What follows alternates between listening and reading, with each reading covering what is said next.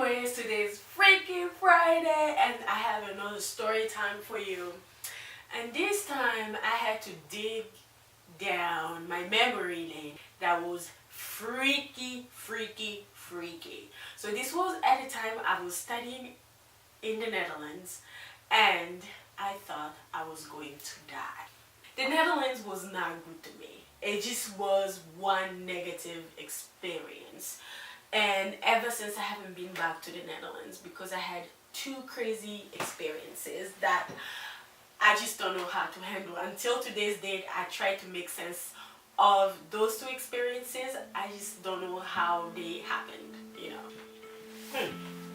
So you guys, this was year 2011. I was a junior in college. And so like any American student out there, you know how it goes. You start looking for internships or study abroad. And so there was this cool study abroad program, and I was thinking that I wanted to go to law school, and I still kind of want to go to law school. We'll see how that goes. So there was this cool program about you know, international law, and the Netherlands being the country of all these courts, I thought, why not? This is gonna be great. This is gonna be a great experience. Kid you not, the program was expensive. It was $10,000 just for what, four or 5 months in the Netherlands. It was an all-inclusive thing where you had a place to stay, but you kind of had to buy your own food, and yeah. It wasn't something that was covered by the tuition that you paid in school, so you kind of had to pay your own $10,000. So that was kind of heavy already. But then fast forward, go to the Netherlands. It was a very cold day. I remember when I got to the airport, it was Schiphol Airport. I got there at 6 a.m. so I it was hard to stay awake. But we had a little orientation, and we got to go to the school. We saw the school that we were going to be attending. We knew the time we had to be there, and so on. It was just so exciting to see all the kids that were going to be attending this program with me. And shout out to my friend, my roommate. I won't be saying her name here unless, you know, one day she wanna come sit next to me and tell the story herself.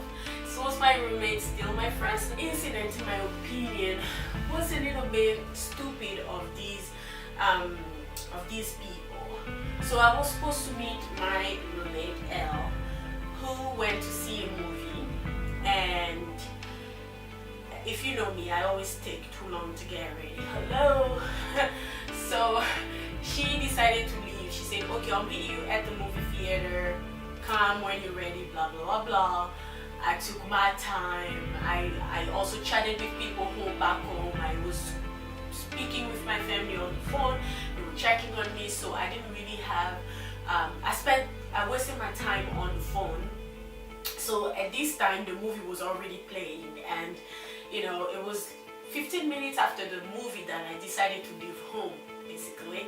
I left, I got to the movie theater, and the guy refused to let me in because the movie had already started, and I was so pissed. I was like, listen, I can't even pay you more.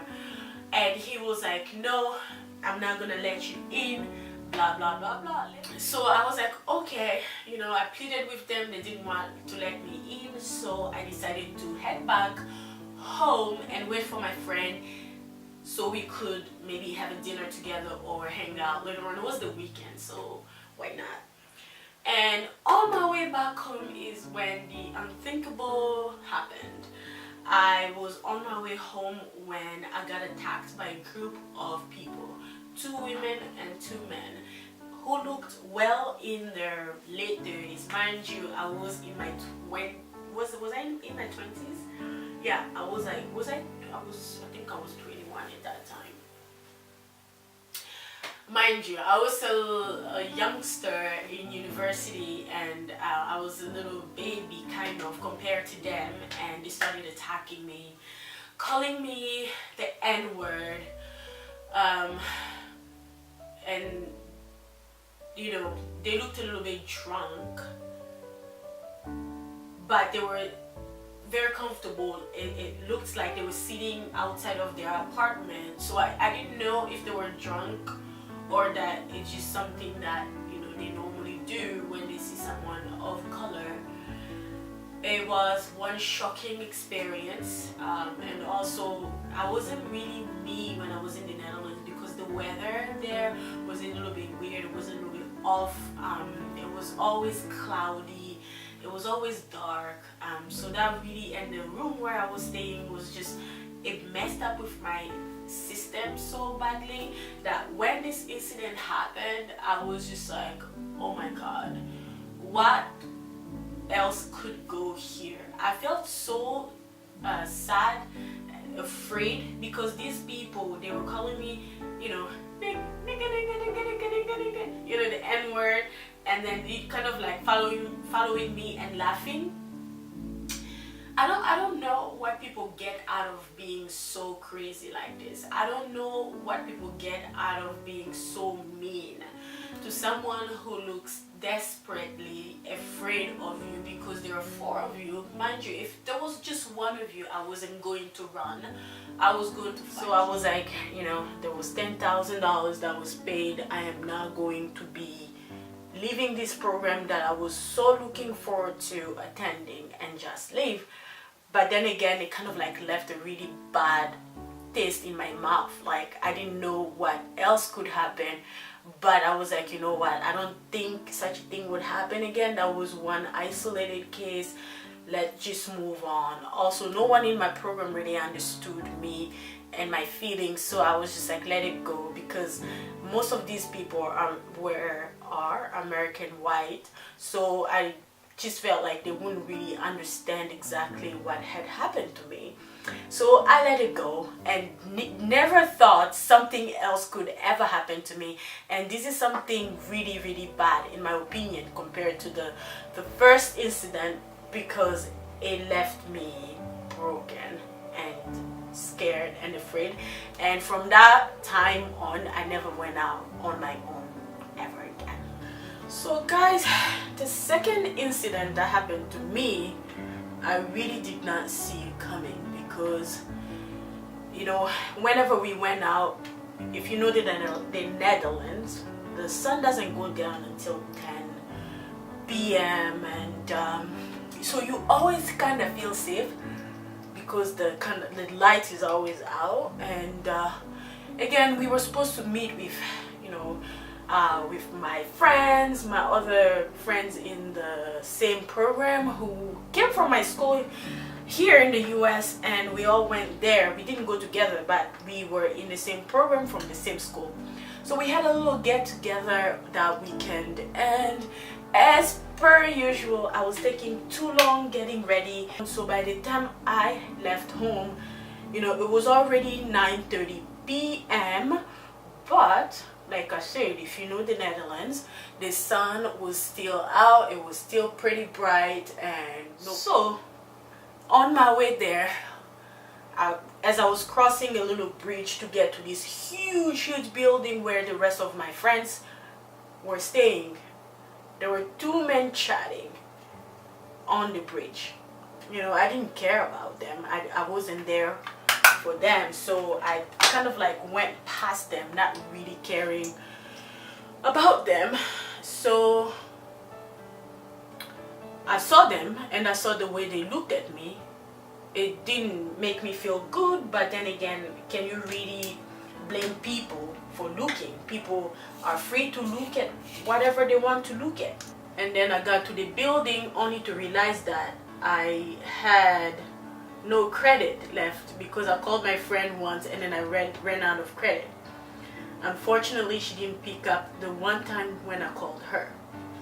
So I was standing there outside all alone, hoping that they will realize that Geraldine is not here, and they will probably try to look outside or outside the window or something. But in the meantime, I was trying to get their attention, because, you know, I could hear their voices. It was a big building, but very quiet on the weekend, because the building only housed students, and you know, students love to have fun on the weekend. So there I was, trying to get my friend's attention, and no one could hear me. And at this time, as I'm standing there calling their names from the down the building, I saw a car pull over, and the person who came out is the same guy that I had gone past on the bridge. I getting off the car, didn't think anything of it. I just proceeded to go into the backyard to see if my friends could hear me, because their voices were coming so strongly from the backyard. So I went there. You know, the building, they were probably fixing something, and there was scaffolding and so on. So I was like, okay, I'm gonna climb. And I climbed. I climbed and I started calling them. This is when I realized that my friends were really high. They were really high. They were smiling, laughing out loud. No one was paying attention to me. Actually, at some point there was this one guy in the program, his name starts with W, who told me, "What are you doing up there?" I said, "Can you open the door?" And no one was listening to me. At this point, my friend L was not in the room, so I was kind of like waiting on her to come. I decided, you know what, it's maybe time for me to just head back to the apartment. And as I was going down to head back home, that's when the unthinkable happened.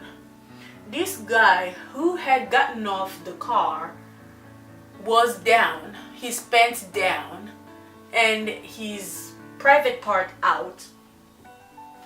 And I was like, oh my goodness, I'm about to get hurt by this. So I started yelling my friends really loud, like, you know, LWS, you know, just calling them. Hopefully someone would hear me calling and being so obnoxious. And these people were so loud and high that they didn't care.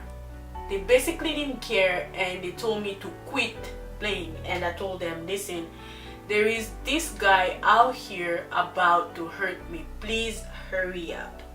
And I don't really know if my friend L heard me from the other room or from the hallway, but she came back in and she saw me, and I looked at her. I said, listen to me, like, no one here is believing what's happening to me right now, but there is a guy down here about to hurt me. Please don't come by yourself. Bring someone else, and please come save me, because I'm about to get hurt by this man, and no one seemed to believe me. I told this guy, the guy down, I said, listen, my friends are coming, you have to go before my friend L. He said, oh, no one can hear you, darling. No one can hear you. What makes you think that someone is gonna come and save your life? And I said, oh great, he can hear my friends not responding to me. So he believed there was no one to come to my rescue, and he was right. But when my friend L came, that was like, oh, I am saved.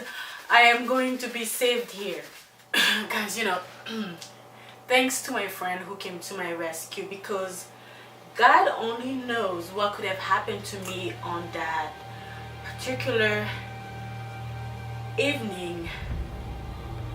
Being careless, being so young, not caring about anything, just looking forward to having fun with my friends, not really thinking so much of the dangers, and not being too careful, like, why is this guy here?